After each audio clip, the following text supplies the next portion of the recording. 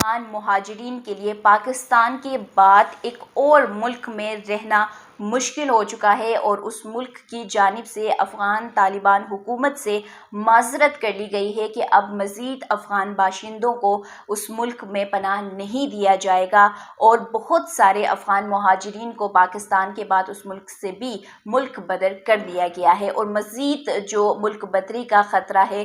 وہ بھی ان افغان مہاجرین کے لیے اس سرزمین پر ہے۔ دوسری جانب جو افغان طالبان حکومت کے مولوی عبدالکبیر ہیں، جو کہ قائم مقام وزیر ہیں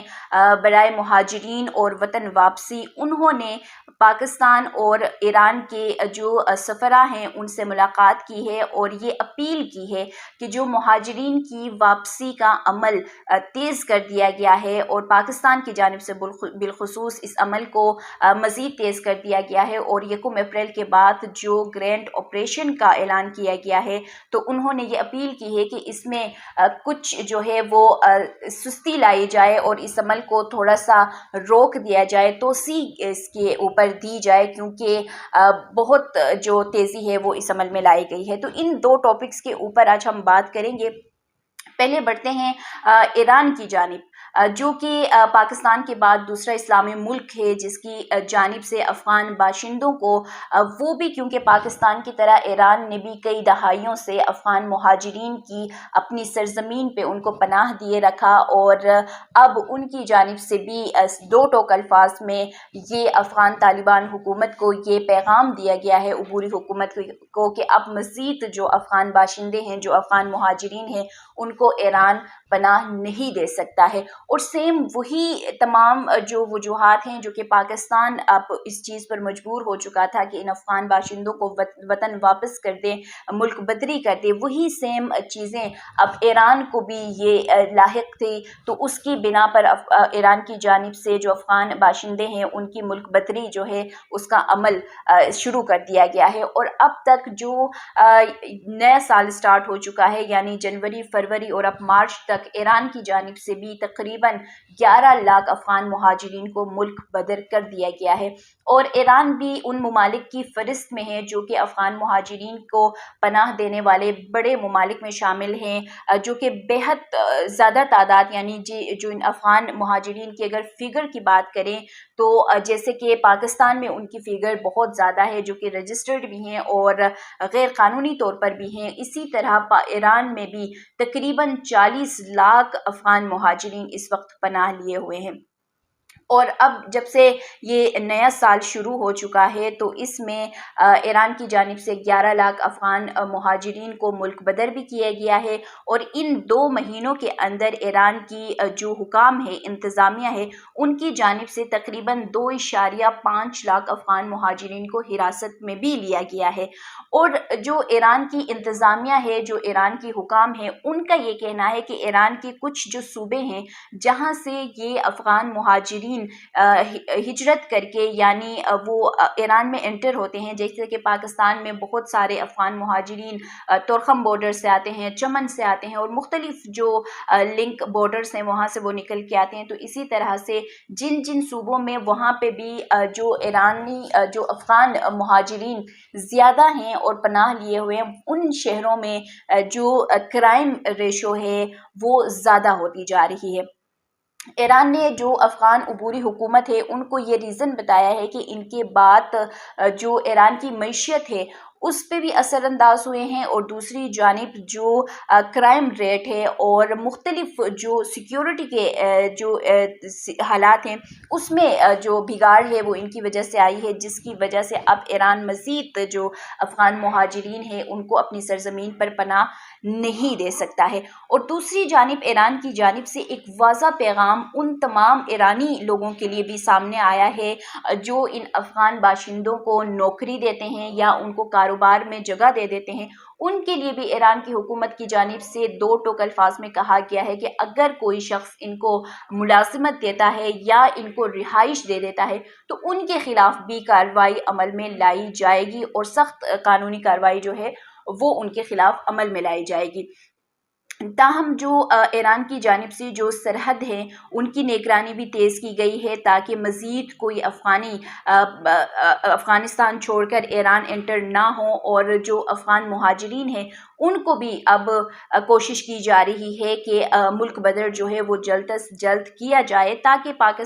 جو ایران ہے اس کی جو سیکیورٹی کے حالات ہیں وہ واپس سے بہتر ہو سکے۔ اقوام متحدہ کی جو رپورٹ آئی تھی، آپ سب کو یاد بھی ہوگا، آپ سب کے ساتھ وہ شیئر بھی کی تھی، تو اس میں اقوام متحدہ کی جانب سے صاف الفاظ میں یہ انکشاف کیا گیا تھا کہ جو افغانستان کی سرزمین ہے وہ پاکستان سمیت خطے کے لیے اب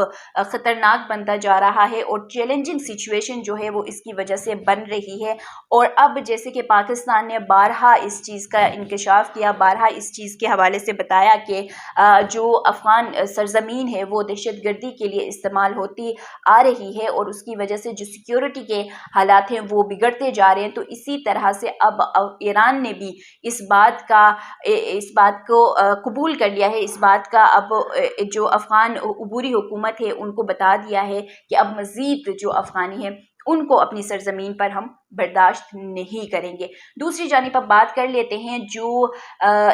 افغانستان کی عبوری حکومت ہے اور جو ان کے قائم مقام وزیر برائے مہاجرین اور وطن واپسی ہیں، انہوں نے جو ملاقات کی ہے سفراء سے، اور ان کی جانب سے یہ التماس کی گئی ہے، یہ گزارش کی گئی ہے کہ افغانیوں کی جو ملک بدری کا عمل ہے، جو ان کی جانب سے یہ کہا گیا ہے کہ جو زبردستی آپ لوگ ملک بدری کا عمل جاری رکھے ہوئے ہیں اور اس کو تیز کر رہے ہیں مزید، تو اس میں تھوڑی سی نرمی لائی جائے، کیونکہ اس سے پہلے ایک ویلاگ میں نے آپ سے یہ چیز شیئر کی تھی کہ افغان طالبان حکومت یہ کلیم کر رہی ہے کہ اب افغانستان کی سرزمین میں امن بھی ہے اور افغانستان کی سرزمین رہنے کے قابل بھی ہے، پرامن سرزمین جو ہے وہ اب عبوری حکومت نے بنا رکھا ہے۔ لیکن اب جو قائم مقام عبدالکبیر جو ہیں وہ ملے ہیں، تو انہوں نے یہ کہا ہے کہ جی افغانستان کی سرزمین اس وقت اس میں صورتحال جو ہے وہ خراب ہے، اور جو عبوری حکومت ہے وہ یہ کوشش کر رہی ہے کہ ان کو وطن واپس آنے پر جو تمام تر انتظامات ہے وہ کسی طریقے سے کیے جائے، کیونکہ ان کی معیشت جو ہے وہ اب بدحالی کا بھی شکار ہے، اور صدر ٹرمپ کے آنے کے بعد ان کو جو فنڈز مل رہے تھے وہ بھی معطل کر دی گئی ہے۔ تو اب افغانستان ایک ایسی کشمکش میں ہے کہ پاکستان کے علاوہ بھی مختلف ممالک سے ایک بڑی تعداد میں میسف قسم کا جو کریک ڈاؤن کا آغاز کیا گیا ہے، تو ان کو ملک بدر کیا جا رہا ہے، تو اب ان کی معیشت پہ ایک بوجھ جو ہے، ایک دم سے ایک بوجھ جو ہے وہ پڑا ہے، تو اب وہ بھی چیخ اٹھے ہیں اور وہ اب التماس کر رہے ہیں، منتیں کر رہے ہیں کہ اب اس چیز کو تھوڑا سا کم کیا جائے۔ لیکن پاکستان کی جانب سے اب جو سیکیورٹی ذرائع ہیں انہوں نے اس بات کا بھی جواب دے دیا ہے، اور جواب دیتے ہوئے یہ کہا ہے کہ پاکستان میں کیونکہ افغانستان کی سرزمین پاکستان میں دہشت گردی کے لیے استعمال ہوتی آ رہی ہے، اور جو حالیہ 4 مارچ 2025 کو بنو کینٹ میں جو دھماکہ ہوا تھا اور جو دہشت گردانہ کارروائی عمل میں لائی گئی تھی، اس میں بھی جو فتنہ الخوارج کے 16 دہشت گرد مارے گئے تھے، اس میں بھی افغان جو دہشت گرد تھے ان کے شامل ہونے کا انکشاف ہوا تھا، اور دوسری جانب اس تمام تر کارروائی کے لیے جو تمام تر پریپریشنز کی گئی تھی وہ بھی افغان سرزمین سے کی گئی تھی۔ تو اس کے بعد اب جو پاکستان کی سیکیورٹی ادارے ہیں وہ اعلان کر چکے ہیں کہ اگر 31 مارچ تک والنٹریلی رضاکارانہ طور پر یہ نہیں چلے جاتے ہیں افغان مہاجرین، تو پھر آپریشن جو ہے گرینڈ آپریشن کیا جائے گا، جس کے بعد افغان جو عبوری حکومت ہے وہ اب مطالبہ کرتے ہوئے نظر آ رہی ہے، لیکن اس مطالبے کا اب کوئی فائدہ جو ہے وہ خاطر خواہ نظر نہیں آ رہا ہے، کیونکہ پاکستان پاکستان کے جو سیکیورٹی ادارے ہیں وہ ملک کی سلمیت کے لیے بارہا ان کو جو شواہد دیتے رہے ہیں، اس کے بعد اگر اب